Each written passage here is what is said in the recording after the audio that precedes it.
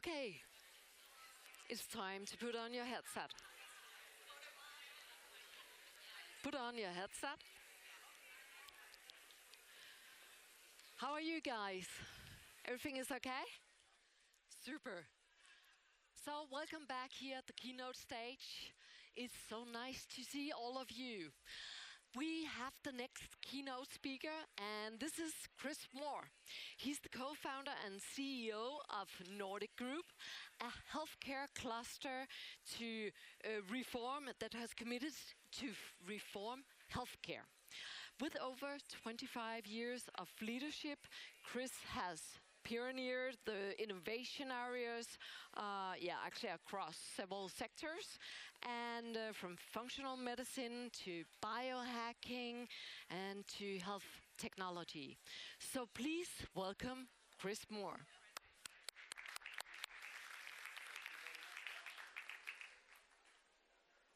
Coming and listening. There's going to be quite a number of slides here, but I go quite dynamically through things. There'll be a few questions which you have to answer along the way. And the idea is just to give you an idea of where we're going within this healthcare sector. So we titled it The Future of Healthcare, Biohacking the Next Generation. And the term biohacking has any number of connotations, but ultimately it means finding out about how you function in a world of stressors. So I'm going to give you some terms that we're going to talk about. Health ownership. Who owns your health? Health span, how long do you live healthily?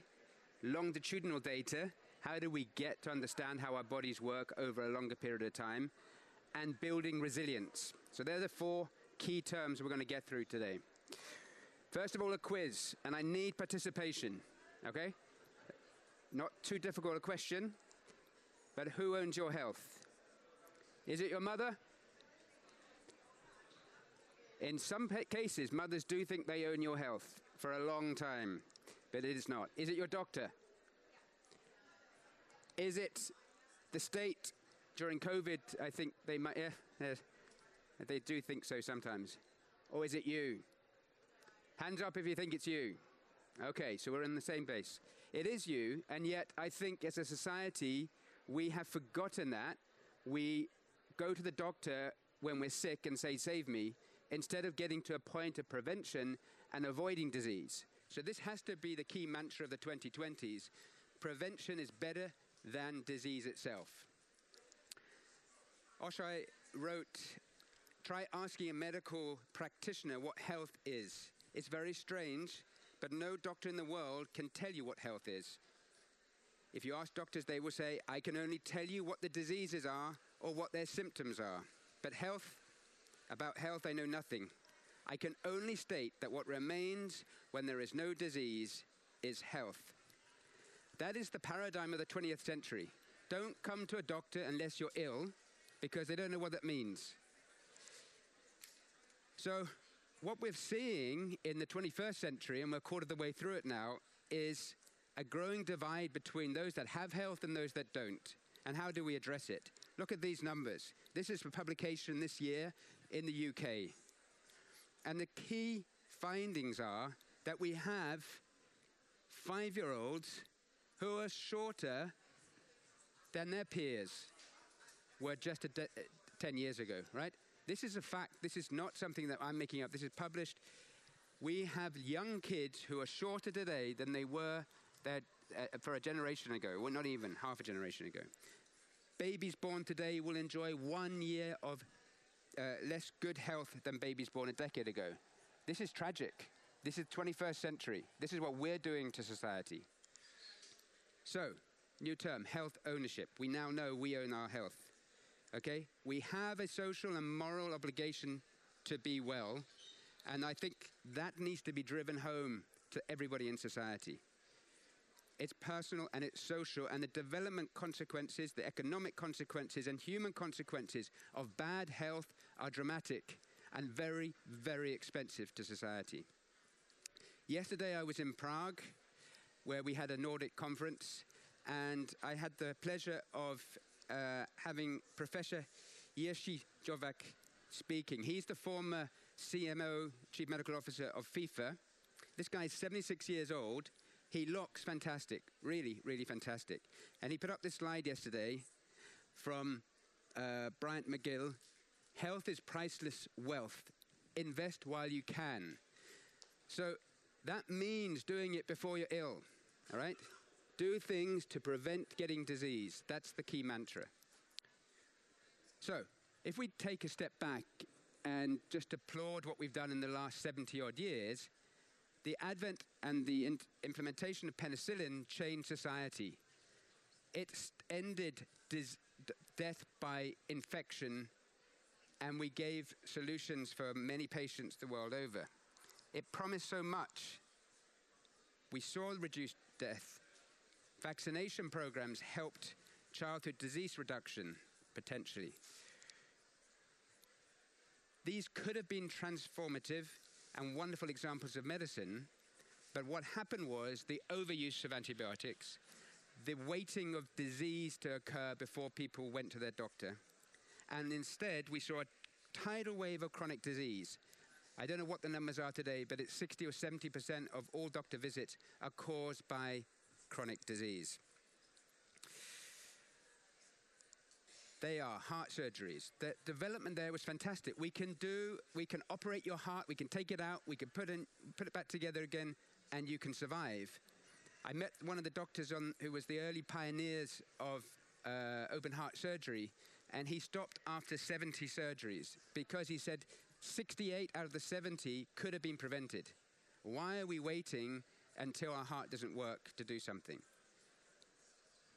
Preterm birth rate the world over is growing at an alarming rate, somewhere between 8% in the UK, 10% in the US, and certain states in the US are up to nearly 20%. So these solutions were developed in part because of our failure. It was our failure, it was human failure, and we demanded science to find solutions for our incompetences. So this extended lifespan because people were living longer, but they were diseased, and it was at the expense of this health span. And so that's our second term, health span. One thing we know about ourselves is that we came from the swamp, so we're pretty bloody resilient. We can develop any number of things to defeat the stresses of life. We just have to listen and react to them. So resilience becomes our next term. And we build resilience against the vagaries of life, against the infections, against the moments of stress from work and life, what have you. But if we don't address them beforehand, they come up on us very quickly. So resilience for me is the foundation of health span. And that's what we have to be considering as biohackers to continually do that. So this is a key comprehension. We need to identify our genetic structure and combine that with our underlying biochemistry, which will help us understand what we need to do in order to build that resilience. And doing so, we beat the impact of disease risk. This was a publication this year in the Journal of Internal Medicine. The current increase in lifespan without an equivalent increase in health span poses a great challenge to the healthcare system and a severe burden on society. Do we want to be a burden on society? Do we think we have the right to be a burden on society? Anybody? Do you think society owes you your health? Anybody? So why is it that we see this continual growth in disease? Why is it that we continually see more pressure on healthcare systems? We're told that the healthcare system is broken, that they don't have enough money. But I suspect it's not the healthcare system that's broken. It's the consumer. It's the patient. We're broken. We fail our own societies, and I think it has to stop. So, just so we're clear on the difference between lifespan and health span. Lifespan is how long you live, no matter what. Health span is the time you are alive without any disease manifestation. In the Western societies, it's around 10 years on average that people live with a disease, at least one disease, at the end of their lives.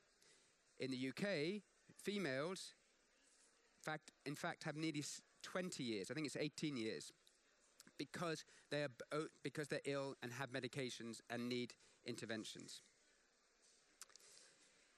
This was in the Mayo Clinic chronic diseases like diabetes, heart disease, stroke, and cancer have been and continue to be some of the major causes of worldwide morbidity and mortality. The estimated cost of chronic disease is expected to reach $47 trillion by 2030. And yet it's all manageable. We could avoid it in most cases. So what separates the healthy person from the unhealthy person? Is it luck? Are we lucky to be healthy, or are we unlucky to be unhealthy? Is it the inability to deal with those exposures? Is it because we lack resilience? Read this again from that Journal of Internal Medicine. The second paragraph highlighted says, however, some individuals seem to be able to live a long and healthy life without the occurrence of major debilitating chronic diseases, and part of this trait seems to be hidden in their genome. So, how do we get there? Longitudinal data. This becomes key. It unites genetics, understanding our genetics. We employ functional laboratory tests to understand a current biochemical status, and then we employ high-tech tools like Oura rings and other things to help unlock personalized resilience and understand how we function, and in turn build that health span. So it's individualized. We have to get away from the paradigm that everybody has a condition, therefore they have one treatment. This is the single most important equation in medicine, N equals 1. It is not, I do not want to be part of an intervention that where 99% of people do better on intervention X, if I'm the person, the 1%, that gets worse or worse dies. I want the right intervention for me. And so I was asked a couple of years ago to try to define what I thought about what the term for biohacking was. And I came up with this: to understand ourselves by identifying our unique genetic structure, to then access biochemically and physiologically how we perform and monitor that over time, adjusting and assessing regularly so we gain through longitudinal data an understanding of how we perform in a world of stresses. Information that I can use to build resilience. This is me, 53. We established Nordic Group 25 years ago, nearly 30 years ago. We're a 21st century healthcare company. That's what I want us to be. But I've been doing all these things since the mid-90s. Today I'm doing everything from hyperbaric, cold immersion, ozone, hypoxia, lasers, peptides, IVs. I'm trying all the time to optimize myself. I'm trying to look at how do I mitigate the risk of neurological dysfunction as I get up in age. And that's important. Nordic Group is this group of companies looking at multiple different areas in healthcare. We have the laboratories business, we have clinics, we have genetics. We were the first company in Europe to offer pharmacogenomics. Today, 10 years on, still, doctors do not use pharmacogenomics, although we know there's drug-gene interactions which are very, very important. Resistomap is measuring antibiotic resistance in the environment. If you're in any doubt, the next big COVID moment is not a virus, it's a bacteria. And it's happening in front of our eyes. And the problem with it is that we will not have antibiotics that work to defeat them. A publication last year showed 1.9 million deaths directly associated to the failure of antibiotics in 2019. I just saw a paper published recently that I think it was 2022, suggested it was now 2.9 million. By 2040, I think it is, they expect it to be 10 million deaths per annum due to the failure of antibiotics. Please stop using antibiotics unless you really need them. Scandinavia is better than most places, but not perfect. Then we have ThermoCheck, which is this wonderful technology, which I'll come back to in a minute, but it's looking at monitoring breast health for a wellness status, not looking for disease, not waiting for cancer, but helping younger women understand their risk factors for inflammation in breast tissue that, if left unaddressed, may end up in a tumor development. We don't want to wait until a tumor. Let's fix ourselves before any problems occur. And Fufu, the company previously known as Ukolust in Denmark, is foods, organic foods, biodynamic, thinking about the environment, thinking about human health as well. So for me, when I address what I need to do, I'm building up all these angles: nutrition, supplementation, sleep, lifestyle, exercise, and mindfulness. But those in isolation and by themselves probably are not enough. We need to build it into that longitudinal set. So that is what I believe the 2020s is about, is combining the two different things. Data is power, but singular data by itself, this was my first test back in 1995. If I left it there, nothing would have happened. So I continued to do tests, and I still continue to do tests. And I try to work out what makes me work every day. The advent of the internet allowed us to increase knowledge. That helped us build expectations of health, which leads to personalized medicine and increased efficacy. Our friends at Amazon, and then apps, gadgets, Aura. When I first got my Aura, I found out that I had some deep sleep, but not always. Why? Ask myself the question, what do I need to do to change that? I saw my resting heart rate was pretty good most of the time, but once a week it raised. And what was the cause of that? Unfortunately for me, the recognition that it's 2 beers. 2 beers will drive my resting heart rate. So I can't hide from that knowledge. I can't say, oh, it's okay, it doesn't matter. That affects me physiologically. Here I can predict an infection. Where it tops at 55, I had an infection, but it already started when it jumped from 48 to 51. So we can begin changing the way our life is, changing. Don't put the stresses on the body if you're about to have an infection. We have bought into a company called Disruptive that has a chip implant. I have one in my hand, one in my arm. The one in my arm measures temperature. We want to help build a system that enables women to understand when they enter luteal phase and therefore be able to follow their cycles better. But these tech developments will help change the way we function and understand ourselves. Here I was in a sauna. I measured with my chip in my arm 39 degrees after 40 minutes. I'm probably the first person to be able to do this. I then swam on Enholt in the water 5 degrees for 5 minutes, and I came out 18 degrees. 20 degrees shift in just 5 minutes. The question is, if you go to Wim Hof, he'll probably say that's great, but we need to know what's great for me. Is a sauna for 40 minutes good? Is a cold immersion good for 5 minutes? We need to understand these things about ourselves. I now want to just go on to the examples and understanding how genetics are important and why, if you haven't, hands up if you've done your genetic test. So not even 10%. And yet you're all here about health care and wellness. The first thing you need to do about yourselves is do your own genetics. Here's an example. These are, you've got on the left-hand side CYP1A1 and 1B1. You move into something called COMT, and further on you have glutathione conjugate in GST. When you have estrogens, you need to be able to metabolize those through this process. And some people are impaired with those gene sequences, but we have nutrition that can change it. So sulforaphane works to enable those gene expressions to function better. So we need to understand how we perform, to understand how we mitigate that. You can see the sulforaphane working on all of those gene expressions. Therefore, I don't need to wait until I've got a disease or seen estrogen dominance or a shift down DNA adducts, which increases cancer risk. I can mitigate it, and that's what we need to be doing.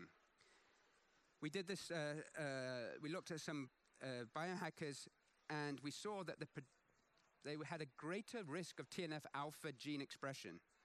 So if you have that, and you know that, you can mitigate, and you mitigate by measuring your C-reactive protein and other inflammation markers. You can take omega-3 and curcumine, and this is the Functional Future ginger. If you haven't tried it, it's on the stand over there. You can take other supplements to reduce that risk of inflammation. GrowBaby, and I'll go very quickly through this, but this is a wonderful study and a test. I said earlier on about the preterm birth rate risk. What we were able to do was show women their genetic expression, enabling them to carry their child to term and deliver at normal weight, avoiding gestational diabetes, avoiding miscarriage, and delivering a child that was prepared and robust for life at normal weight to term. And it's overlapping these genes. We know this, so don't ignore it. Don't say this is pseudoscience or something. These genes are there. We know what they do. We understand how to utilize it. If I was planning a family today, there is no doubt that I would want my wife to have a GrowBaby test, because that would enable her to carry the child better. The interactions between those genes, between mother and child, are understood. We're getting better and better at it. We don't have full knowledge, but we're getting better. So if you want to find out more about that study, just take that QR code and you'll go to find more. So we start with genetic, understanding who we are. By doing that, all these genes overlap in different bodily functions. If we do that, we can build a longitudinal data strategy, looking at the genes, then looking at the functional status, then changing our diets, changing our exercise, changing our way of thinking, and then we build resilience. That, to me, is the future of healthcare. So, for the last 3 years, we've been doing this so-called biohacker experiment, and you might want to be part of it too. There's a little video here. I think it will work. No sound? Oh, is it sound? No sound for me.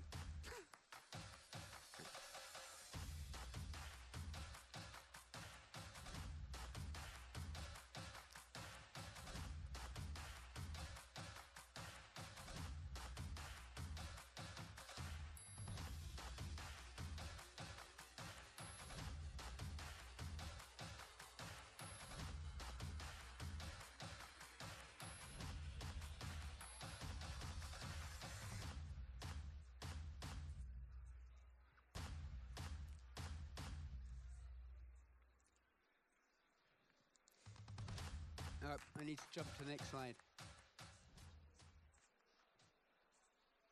So, how does this work? We're going to test. You can join go to the Nordic stand behind me, speak to the guys there, find out which package is best for you. We have 3 different offers. The idea is to get your genetic picture. We give you some supplements, and then you work with the team to learn about your genes and what you can do. But the key bit isn't all about me, me, me. It's about us as a community. How much can we learn together? How much can we share that knowledge and build on our competencies? Then you adopt that personalized lifestyle and then share those experiences. What it is not, it's not a scientific experiment. It is a social experiment to see if we can encourage each other to function better in our lifestyles, to work out our genes and work out what we can do to better ourselves. I said earlier on about ThermoCheck. We have a stand behind us at the 130 Labs, and they have the first ThermoCheck camera that's commercially available. It's taken us 4 years of development to build this technology. It's a simple camera. There's no preparation other than walking into the clinic. You have a shot done. It's no pain, no physical change. It's just an infrared picture. It finds the inflammation, and then it comes with a strategy. And it's very simple. It is not to compete with mammography. It's not to outdo mammography. It is totally a different time. So it's not saying I'm going to do a ThermoCheck or mammography. It's ThermoCheck occurs 15 years before you would do a mammogram. But surely it's better to find out that you're well and your disease risk is smaller rather than waiting until you have a tumor development. So that's the idea of ThermoCheck. And we have a special offer here for 995 kroner. And again, go to stand behind us, 130 Labs, and speak to Emma and the team there. I promised my friends at Functional Future that we'd explain a little bit about this product. And collagen is the hottest word in the world of supplements. And there are a lot of some pretty dodgy products out there. The why I invested in this company was because these 2 guys, Thomas and Frederick, had a vision to bring organic biodynamic products taken from Swedish and Danish cattle. Bones are boiled for a certain amount of time, extract the collagen and the hyaluronic acid, and then they won an award to have a dry process so you can get it in a powder. So we have liquid and powder. This is essential nutrients. We're missing these nutrients from our diet, and it's incredibly important to take over a long period of time. But the packaging is all biodegradable. Everything works in terms of our environment, in terms of our responsibility to our society. For any practitioners in the audience, there is the Nordic conference in Copenhagen, and Dubai, but in Copenhagen the 1st to the 3rd of November. Please come and join us if you have time. And that's the end of what I wanted to say. Please do feel free to link in with me, and I will leave you. Oh no, we're going to ask some questions, are we? Mm-hmm. We'll do some questions, and then I'll leave the last slide. Super, thank you very much, Chris. So, are we up for some questions? Jonathan. Hi. Hello, thank you for the presentation. Let's say tomorrow we have like a global government and you are selected to take one policy on health. What would be your #1 policy you think we should take as a society to improve overall health? That's a very good question and a very hard one to answer. I think if we're realistic, we have to stop the rot with the food companies. We have to stop buying crappy foods. We have to start eating natural produce, organic produce, support organic farming, help them produce the products that we want. If we look at the study from, it's a fertility study in France conducted this year, 51 or 52% of men had glyphosate in their sperm. So it's a pretty big poison, and it probably is the reason why those men are infertile. So if we didn't spray so much glyphosate and other pesticides on our fields, probably we'd have greater fertility, probably we'd have greater health, and probably we'd be able to support farming in a wholly different way. So I think as much as I like the high-tech stuff, and I do, if there was that one policy, it would be to, and the British government last week initiated a blanket ban on advertising of unhealthy foods on the internet and before 9 p.m. on TV. This is a really great piece of governance. So I think it's make sure we eat healthily. And when I say healthily, truly healthily. Thank you. Thank you. Any other questions? Yes, down in the back, Jonathan. Super, thank you. Hi, I'm American from Texas, and my question is, how do we get people to care as a society? Because I have both parents that are physicians. My mom's a pediatrician, my dad's a nephrologist, and quite frankly, people don't seem to care about health. I mean, if I talk to them about getting blood panels, exercising, DEXA scan, to understand their baseline models, and we're seeing that healthcare is a very big societal burden economically, but we see people from lower socioeconomics that are not healthy, from higher socioeconomics that stay unhealthy. I don't see the light at the end of the tunnel. So from your perspective, how do we get society to care? I mean, is it a doomsday scenario? Well, I have another, thank you for that. It's an excellent, really excellent point. I have another slide deck which goes into this Mad Max moment that we have those that have health and those that don't have health. And those that don't have health are getting pretty pissed off.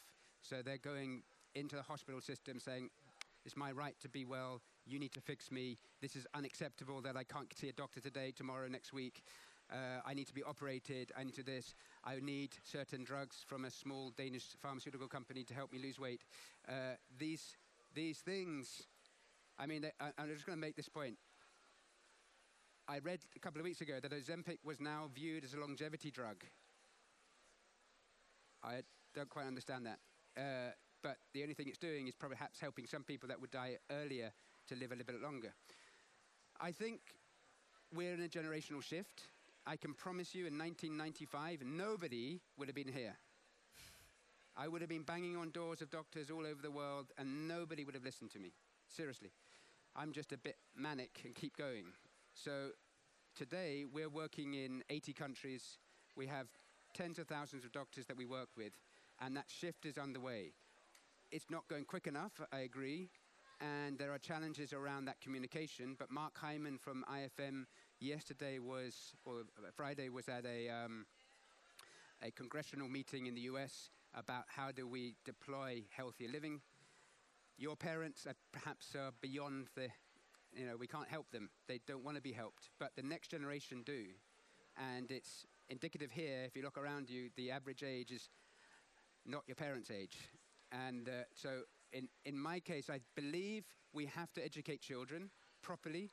I did a post on LinkedIn the other day which thanked the British government for their initiative, but I referred to a friend of mine and his 2 children who are 7 and 5, and those little kids go into the supermarket and say, "Mummy, there's not an organic sign on this."